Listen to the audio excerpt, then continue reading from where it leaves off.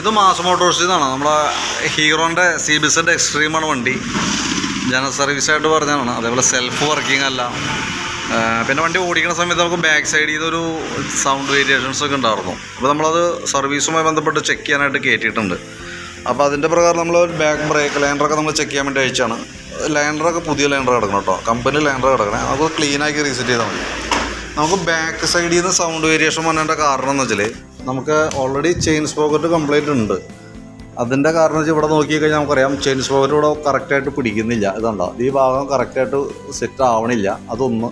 പിന്നെയെന്ന് പറഞ്ഞാൽ നമുക്ക് ഈ ബാക്കിലത്തെ വീല് പിടിപ്പിച്ചാണ് സസ്പെൻഷൻ ഉണ്ടല്ലോ, അതിൻ്റെ സെൻറ്ററിൽ ഇവിടെ ആയിട്ട് നീഡിൽ ബെയറിങ് വരുന്നുണ്ട്. ആ ബെയറിങ് ഷെയ്ക്ക് ഉള്ളത് കൊണ്ട് തന്നെ ഓൾറെഡി എനിക്ക് ചെയിൻ സ്പോക്കറ്റ് മാറ്റിയിട്ട് ഒരുപാട് ആയുണ്ടാവാൻ വഴിയില്ല.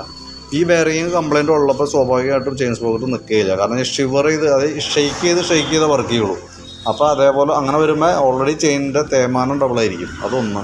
പിന്നെയെന്ന് പറഞ്ഞു കഴിഞ്ഞാൽ ചെയിൻ എങ്ങനെ സെറ്റ് ചെയ്താലും നമുക്ക് കറക്റ്റായിട്ട് നിൽക്കില്ല. പിന്നെ അതിനും പുറമെ ഓൾറെഡി നമുക്ക് ഇതുമ്പോൾ യൂസ് ചെയ്തേക്കണത് കമ്പനി ചെയിൻ കിറ്റൊന്നും അല്ല, ഒരു കുറഞ്ഞ ബ്രാൻഡല്ല, റോളല്ല, അങ്ങനെ എന്താണെന്ന് തോന്നുന്നു.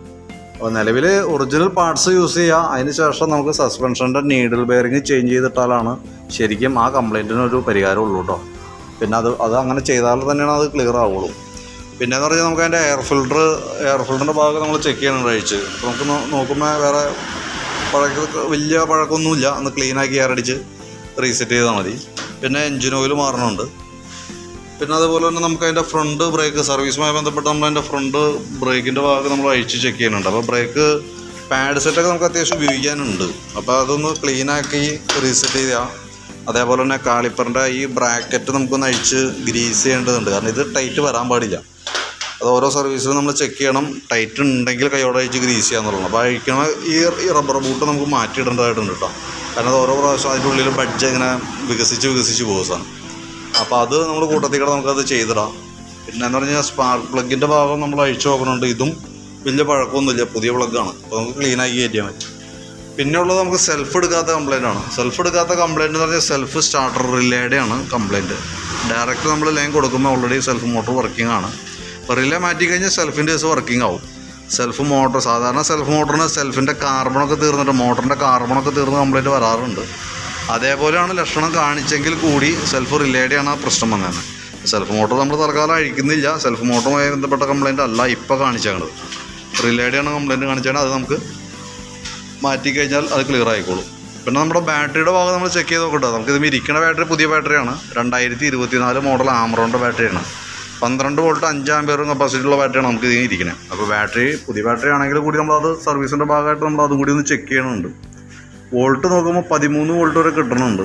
അപ്പോൾ കംപ്ലൈൻ്റ് ഒന്നും ഉണ്ടാവില്ല. കാരണം എങ്കിൽ കൂടി നമ്മളത് സർവീസുമായി ബന്ധപ്പെട്ട് നമ്മളത് ചെക്ക് ചെയ്യണമെന്നുള്ളൂ കേട്ടോ. നിലവിൽ ഓക്കെ ആയിട്ടാണ് കാണിച്ചാണ്. അപ്പോൾ നിലവിൽ നമുക്ക് മാറ്റേണ്ടി വരുന്ന പാർട്സുകൾ എന്ന് പറഞ്ഞാൽ ഒന്ന് എൻജിൻ ഓയിൽ നമ്മൾ മാറുന്നുണ്ട്. ഫ്രണ്ടിൽ വരുന്ന ഈ ഡിസ്ക് ബ്രേക്കിൻ്റെ ബ്രാക്കറ്റ് ബൂട്ട് സെറ്റ് മാറുന്നുണ്ട്.